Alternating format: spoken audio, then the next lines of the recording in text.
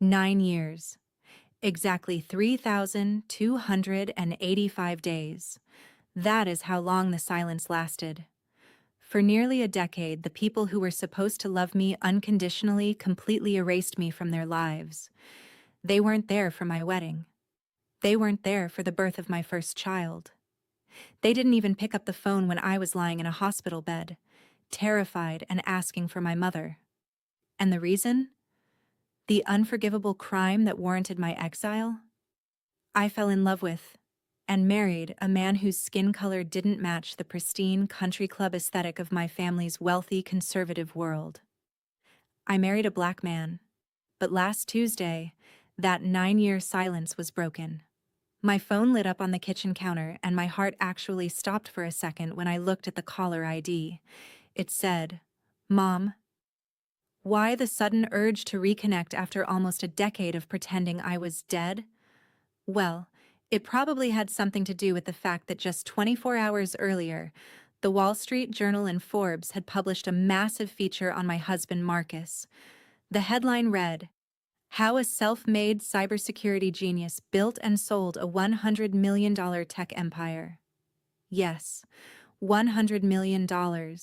Today, I'm going to tell you the story of how we survived the ultimate betrayal, how we built an empire from absolutely nothing, and exactly what I said when I finally answered that phone call.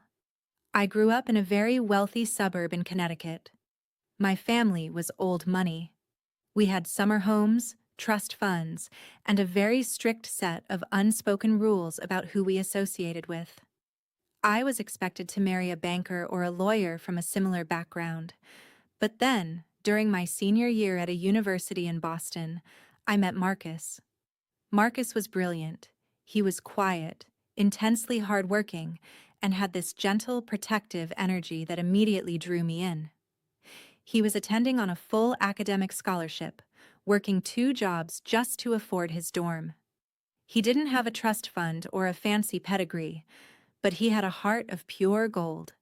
We started studying together, which turned into late-night coffee runs, which turned into me falling deeper in love than I ever thought possible. I knew my family was conservative, but I naively believed that if they just met him, if they saw how incredibly smart and kind he was, and how perfectly he treated me, they would love him too. I couldn't have been more wrong. I decided to bring him home for Thanksgiving dinner. The moment we walked through the double mahogany doors of my parents' estate, the temperature in the room seemed to drop below freezing. Marcus, being the gentleman he is, walked in with a warm smile, holding a bottle of expensive wine he had saved up to buy. He extended his hand to my father. My father just stared at it. He didn't shake it. He just turned around and walked into the dining room. The dinner was excruciating. It was a masterclass in passive-aggressive racism. No one spoke to Marcus. My aunts and uncles wouldn't even make eye contact with him. They talked around him, making subtle, snide remarks about certain neighborhoods and cultural differences. Marcus squeezed my knee under the table, silently telling me it was okay, but my blood was boiling. After dessert, my father called me into his private study. He closed the door, looked me dead in the eye, and delivered an ultimatum I will never forget. He said, "If you continue to see this boy, you are no longer a part of this family. I will not have my legacy tainted. You can walk out that door with him, but if you do, your trust fund is gone, your car is gone, and you are dead to us. Choose right now, your family or him." They thought I would cave. They thought the threat of poverty would force me to fall back into line, but they didn't understand that I had finally found something real. I walked upstairs, packed a single suitcase, and walked back downstairs. My mother stood in the hallway watching me with cold, empty eyes. She didn't say a word. She didn't try to stop me. I took Marcus by the hand, walked out the front door, and heard the heavy deadbolt lock behind us. The next 5 years were absolute hell. We moved to a tiny, drafty studio apartment in Chicago, the kind of place where the heater barely worked in the winter and the pipes rattled all night. I got a job as a receptionist at a dental clinic, working overtime just to buy groceries. Marcus worked at a diner flipping burgers during the day, and at night, he would sit at a cheap folding table, typing away on a second-hand laptop, building the code for his cybersecurity startup. We were completely broke. We ate ramen noodles and dollar-slice pizza more times than I can count. But the financial struggle wasn't the hardest part. The hardest part was the emotional abandonment. When Marcus and I got married, we didn't have a big ceremony, just a quick visit to the local courthouse. But I still sent out wedding invitations to my parents and my siblings. A part of me, that little girl who just wanted her mom and dad, hoped they would put their pride aside for my wedding day. A week later, all the invitations came back in the mail, stamped in bright red ink, returned to sender. They hadn't even opened them. I sat on the floor of our tiny apartment in my cheap white dress and sobbed until I couldn't breathe. Marcus just held me, promising me that one day he would give me the world. 2 years later, I went into labor with our daughter Mia. It was a high-risk pregnancy, and there were complications. Lying in that hospital bed, terrified I might not make it, I sent a text message to my mother. It just said, "Mom, I'm at Mercy Hospital. I'm having the baby. I'm really scared." I watched the screen as the little read receipt popped up. Minutes passed, then hours. No reply, no phone call, no flowers, nothing. When they finally placed Mia on my chest, looking up at me with Marcus's beautiful dark eyes, a switch flipped inside me. I looked at my new family, and I realized I didn't need the people who shared my DNA. I was done grieving for them. From that day on, Marcus worked with a fire I had never seen before. "Success is the loudest revenge," he would tell me. His software, a revolutionary encryption tool for enterprise companies, finally caught the eye of a venture capitalist firm in Silicon Valley. They flew him out to California. They saw the genius in what he had built in that freezing Chicago apartment. They offered him a massive seed round of funding. Everything changed. We moved to California. Marcus hired a brilliant team. Within 3 years, his company became the gold standard for data protection. Fortune 500 companies were signing massive contracts with him.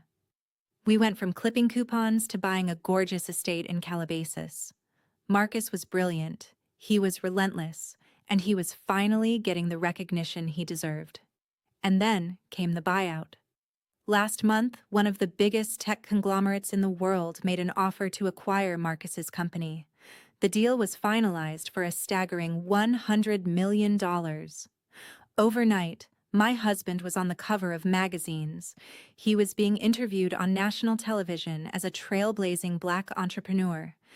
And exactly 24 hours after the Forbes article went viral, my phone rang. Mom. I stood in my massive marble kitchen staring at the screen. 9 years, 3,285 days of zero contact. And it took a 9-figure net worth for them to suddenly remember how to dial my number. I swiped the green button. I didn't say hello. I just held the phone to my ear. "Oh, sweetheart." My mother's voice chirped through the speaker. It was dripping with that fake high society sweetness I hadn't heard in a decade. "We just saw the news. Oh, we are just so incredibly proud of you and Marcus. You know, your father and I were talking, and we realized life is just too short. Your father hasn't been feeling well, and he just wants his little girl back. We want to fly out to California this weekend to see your new house and finally meet our granddaughter. It's time to put the past behind us, don't you think?" The absolute audacity, the textbook gaslighting. She didn't apologize. She didn't acknowledge the racism. She actually tried to frame it as if they had just been waiting for us to find our way. I took a deep breath. I felt absolutely nothing for this woman. No anger, no sadness. Just pure, icy clarity. "Mom," I said, keeping my voice terrifyingly calm. "Stop talking." There was a stunned silence on the other end. I continued. "You are not proud of me. You do not miss me. And you certainly do not care about the granddaughter you ignored on the day she was born. What you miss, and what you care about, is $100 million. Sweetheart, no, that's not fair. She tried to stammer. I cut her off. When we were freezing in Chicago, you weren't there. When my wedding invitations were returned to sender, you weren't there. When I was bleeding in a hospital bed, you left me on red. You threw me away like garbage because the man I loved didn't fit into your racist, pathetic little country club bubble. I could hear her breathing heavily on the other end, completely speechless. My husband, I said, emphasizing every single word, is a king. He is twice the man my father will ever be. And my family, my real family, is sitting in the next room. There is not a single cent of this money, and not a single second of our time, reserved for you. Do not ever contact me again. You are dead to me, just like I was to you. I hung up. I went into my phone settings, blocked her number, and blocked my father's number. I put the phone face down on the counter. I thought I might cry, but I didn't. I just felt light. A 9-year weight had just evaporated from my shoulders. I walked into the living room. Marcus was sitting on the floor, letting our daughter put colorful plastic hair clips in his hair. He looked up at me, smiled, and asked, "Who was on the phone?" I smiled back, walked over, and kissed him. "Nobody important," I said. "Just a wrong number." Money can't buy happiness, but it can absolutely buy the truth. It acts as a giant spotlight, exposing the real motives of the people around you. I learned the hard way that blood does not make you family. Loyalty, love, and being there in the darkest moments, that is what makes a family. I lost the people who raised me, but I gained a husband who built an empire for me, and a beautiful daughter who will never, ever know the kind of conditional love I grew up with. Has anyone in your life ever shown their true colors only after you became successful? Have you ever had to cut off toxic family members for your own peace of mind? Let me know in the comments below. I read every single one of them. If my story resonated with you, please hit that like button. It helps more than you know. And if you want to hear more real, unapologetic stories about life, survival, and ultimate karma, make sure to subscribe and turn on notifications. Until next time, protect your peace, know your worth, and never let anyone make you feel bad for choosing your own happiness.